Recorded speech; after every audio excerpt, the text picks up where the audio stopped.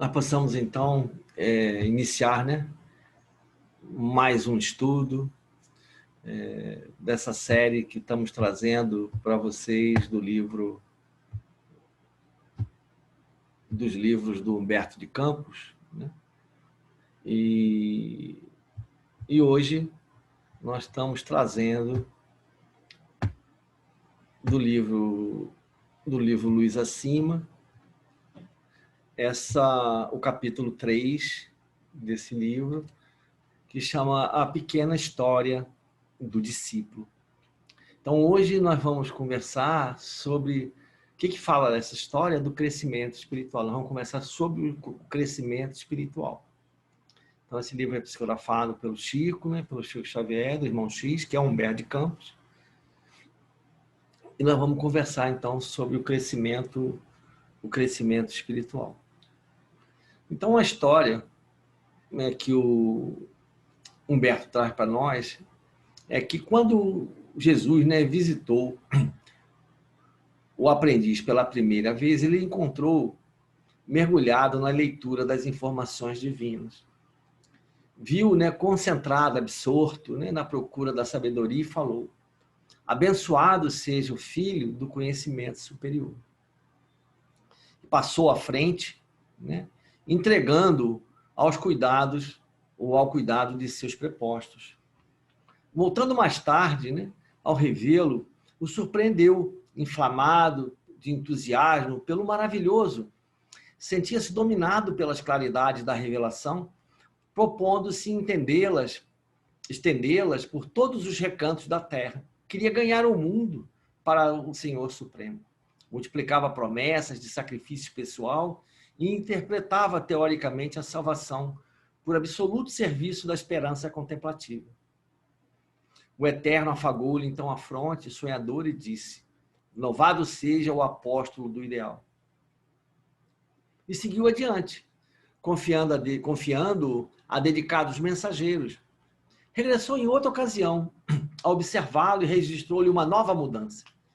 Guiava-se o aprendiz pelos propósitos combativos. Através do conhecimento do ideal e do ideal que adquirira, presumia-se na posse da realidade universal e movia guerra sem sangue a todos os semelhantes que lhe não pisassem o degrau evolutivo. Gravava dísticos, frases, sentenças, né, incendiárias, a fim de purificar os círculos da crença religiosa. Acusava, julgava, punia sem comiseração. Alimentava a estranha volúpia de enfileirar adversários novos. Pretendia destruir, renovar tudo. Nesse mistério desconhecia o respeito ao próximo. Fazia tábua rasa das mais comezinhas regras de educação, assumindo graves responsabilidades, né, para o futuro. O compassivo, todavia, reconhecendo-lhe a sinceridade cristalina, acariciou-lhe as mãos inquietas e anunciou: amparado seja o defensor da verdade. E dirigiu-se a outras paragens, entregando a proteção de missionários fiéis. Tornando ao ciclo do seguidor em época diferente. Reparou-lhe a posição diversa. Dera-se o discípulo a sistemática pregação dos princípios edificantes que adotara, condicionando-os aos seus pontos de vista. Escrevia páginas veementes e fazia discursos comovedores, projetava nos ouvintes a vibração da sua fé. Era condutor das massas, herói do verbo primoroso, falado e escrito. O instrutor sublime abraçou e declarou: iluminado seja o ministro da palavra celestial. E ganhou rumos outros, colocando sob a inspiração de valorosos emissários. Escoados, longos anos, retornou o magnânimo. Anotou-lhe a transformação. O aprendiz exibia feridas na alma. A conquista do mundo não era tão fácil. Refletia ele com amargura, embora o silêncio fora defrontado pela falsidade alheia. Desejoso de praticar o bem, era incessantemente visitado pelo mal. Via-se rodeado de espinhos, suportava calúnias e sarcasmo, alvejado pelo ridículo, sempre os que mais amava, trazia o espírito crivado de dúvidas e receios perniciosos. Era incompreendido nas melhores intenções. Se dava pão, recebia pedradas. Se acendia a luz, provocava perseguições das trevas. Lia os livros santos à maneira do faminto que procura o alimento. Sustentava seus ideais com dificuldades sem conto. Ensinava o caminho superior de coração dilacerado e pés sangrando. O sábio dos sábios enxugou-lhe o suor copioso e falou: amado seja o peregrino da experiência. E seguiu estrada fora, confiando-o a carinhosos benfeitores. Retornando tempos depois, o Salvador assinalou-lhe a situação diferente, surpreendente. Chorando para dentro, reconhecia o discípulo que muito mais difícil que a conquista do mundo era o domínio de si mesmo. Em minutos culminantes do aprendizado, entregara-se também às forças inferiores, embora de pé, sabia de conhecimento pessoal quão amargo sabor impunha o lodo da boca. Cedera bastas vezes às sugestões menos dignas que combatia. Aprendera que se era fácil ensinar o bem aos outros, era sempre difícil e doloroso edificá-lo no próprio íntimo. E que ele que condenara a vaidade e o egoísmo, a volúpia e o orgulho, verificava que não havia desalojado tais monstros de sua alma. Renunciava ao combate com o exterior, a fim de lutar consigo muito mais. Vivia sob pressão de tempestade renovadora.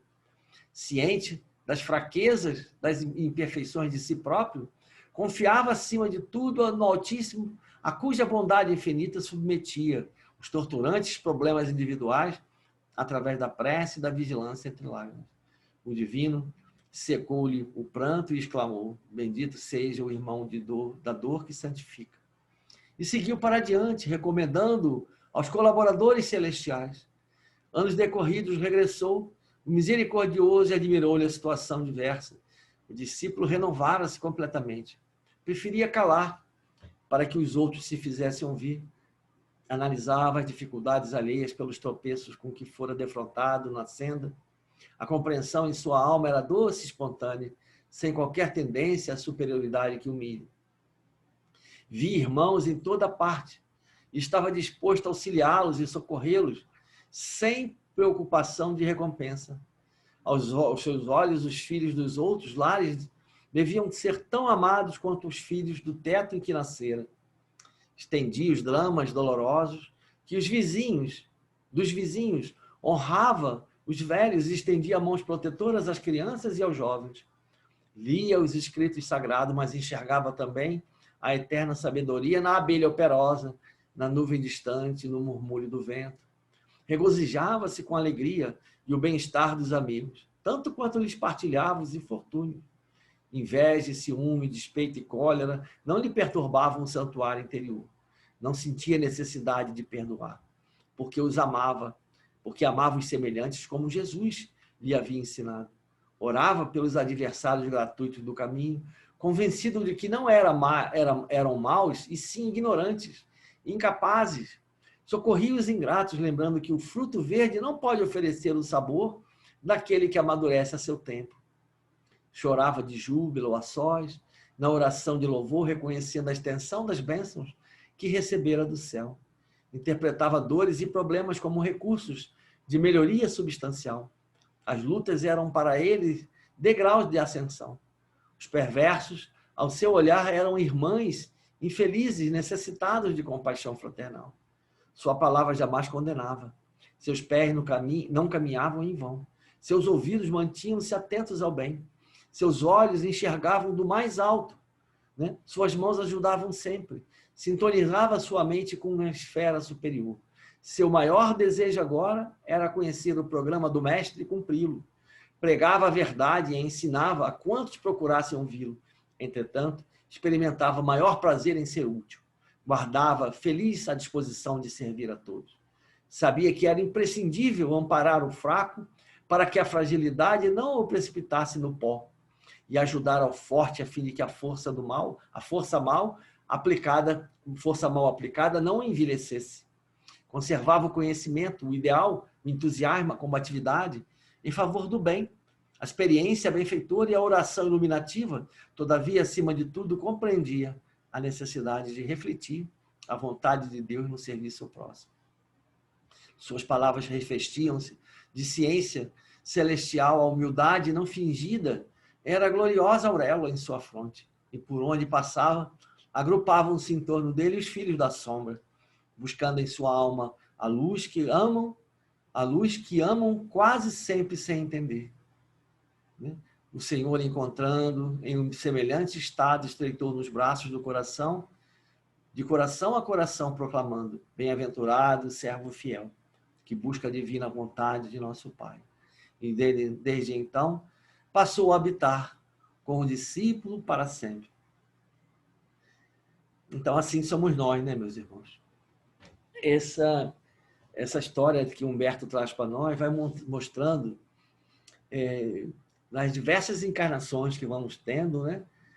Se a nossa ascensão realmente for sempre positiva, sempre para cima, né? Se a gente subir sempre para cima, né? Brincando aqui, às vezes se a gente for sempre na direção do alto, subindo esses grandes degraus, dessa grande escada que nos leva, né, à paz, à plenitude, né? À felicidade, né? Como servo fiel, nós vamos realmente chegar, né, nesse fim através desses grandes degraus, dessas escadas que Humberto traz para nós. Então, ele mostra para a gente todas essas fases e as características do candidato. Então, num primeiro momento, nós somos aprendizes, né? E estamos atrás do conhecimento, né? Do conhecimento superior, né? Então, esse momento é a busca do conhecimento, a busca da sabedoria. Passamos por uma fase 2, que Humberto denominou do apóstolo do ideal, onde ficamos, às vezes, fascinados pelos conhecimentos, querendo levá-los a todos, querendo que todos conheçam aquilo que agora nós já conhecemos, não é? Mas só a teoria, por enquanto, né? Nós estamos só na fase da teoria. Passamos, então, por uma fase 3, do defensor da verdade. Então, aquele conhecimento, aquela sabedoria que nós introjetamos, ficamos fascinados por ela e agora que somos defensores dela, como se ela fosse a verdade absoluta. Então, daí nascem propósitos combativos, como Humberto traz, da gente tentar empurrar o conhecimento aos outros, às vezes até de querer ultrapassar a barreira, né, do respeito, né, para que a gente imponha as nossas crenças ou os nossos conhecimentos àqueles que nos cercam, né? O que o Espiritismo nos mostra o contrário, né? Que não devemos fazer isso. Passamos pela fase 4, né? Em que viramos aí, começamos a ser os divulgadores, né, desse conhecimento. Viramos ministro da palavra celestial, né? Em que nós, então, começamos a fazer realmente todo o trabalho de divulgação. E aí começa, nessa setinha vermelha, os 3 passos definitivos, né? Da nossa subida espiritual, da busca dessa religiosidade que vive dentro de nós, desse espírito, né? Dessa espiritualidade que nós temos que buscar.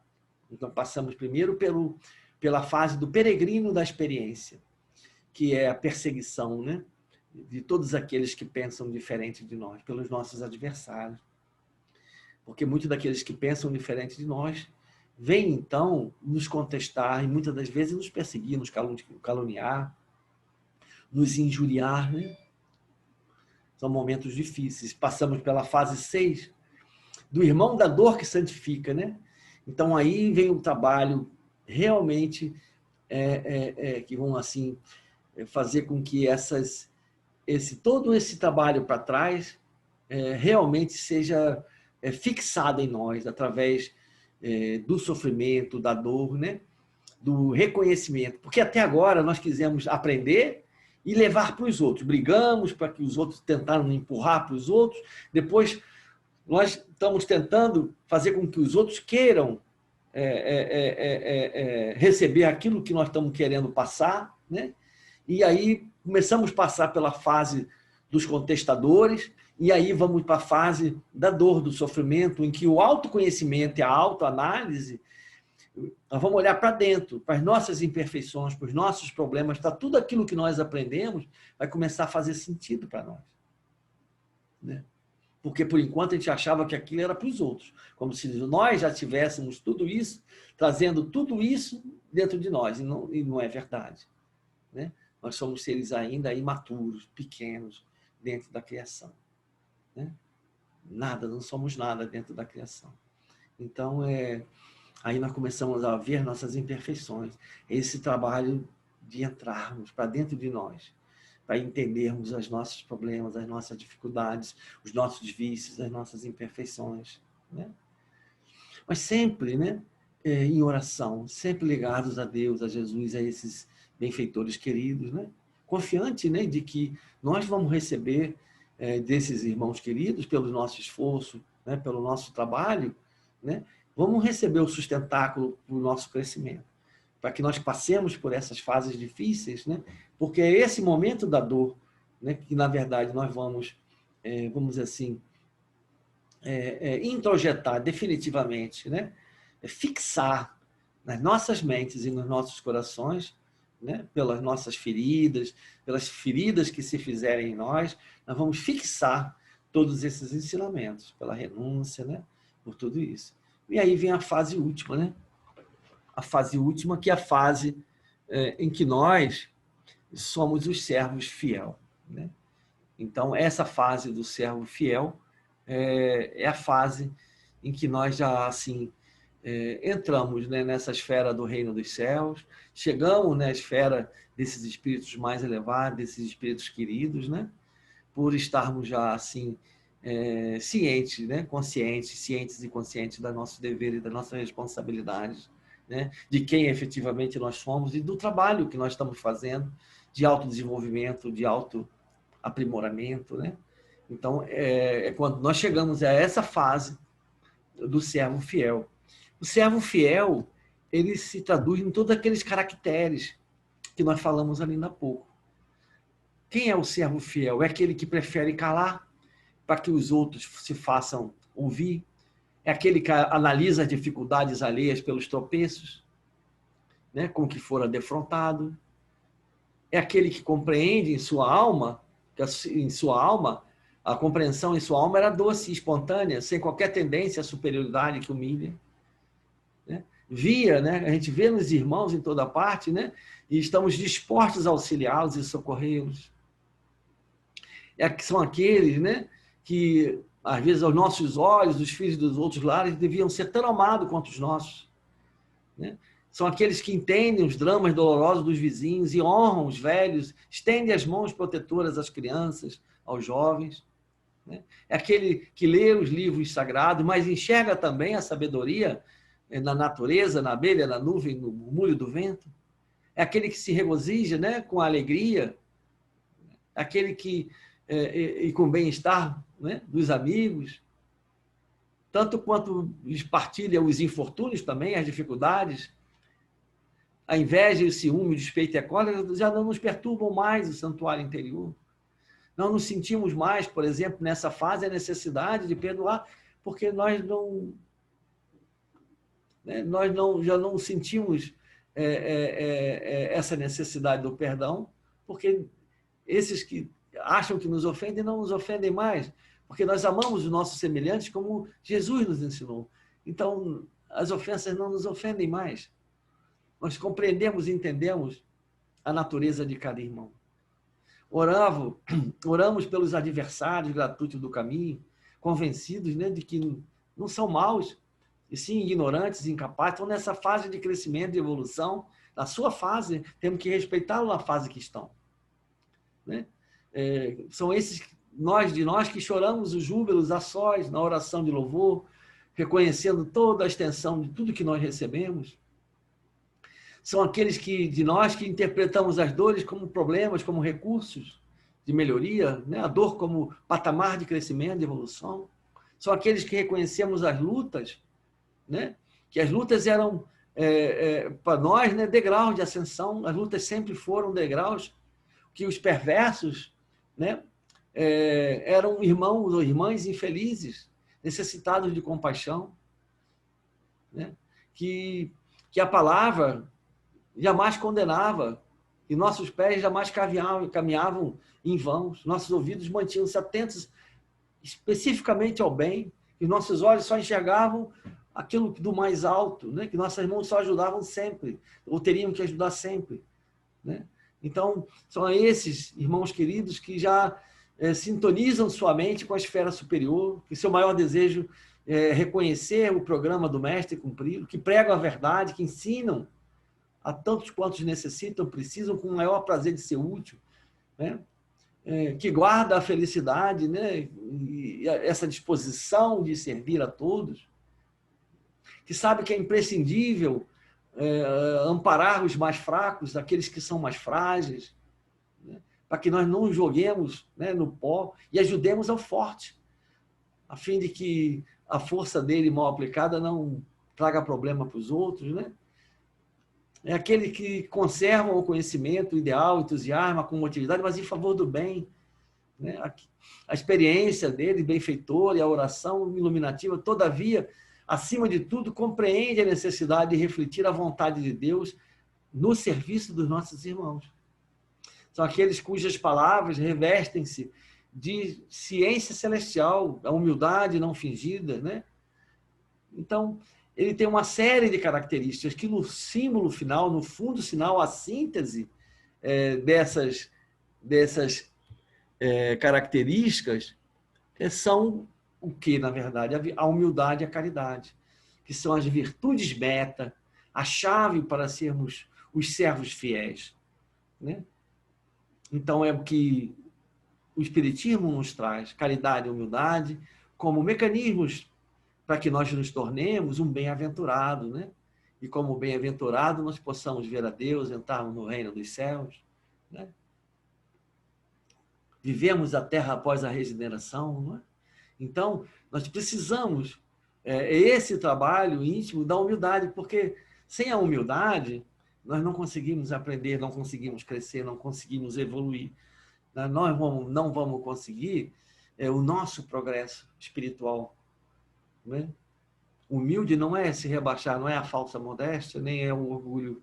É o reconhecimento do nosso real, da nossa real capacidade, do nosso real status, né, atual.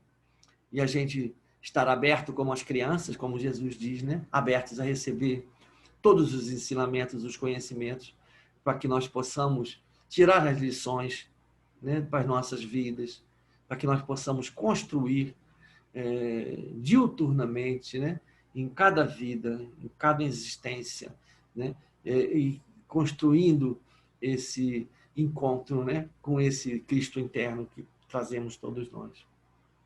Então, a humildade, ela é essencial. E a outra perna, a outra base, o outro pilar que sustenta esse grande edifício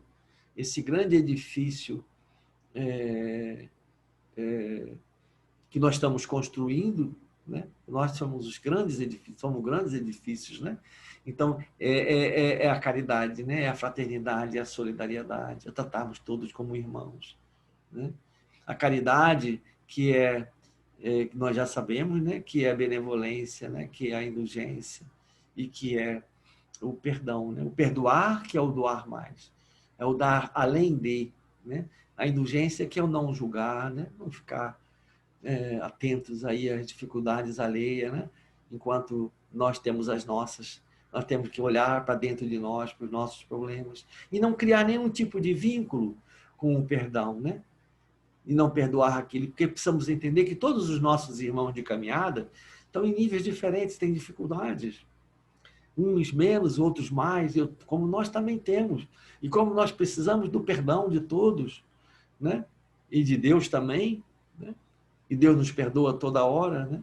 E nos perdoa muito, nós também precisamos abrir os nossos corações para compreendermos esses irmãos.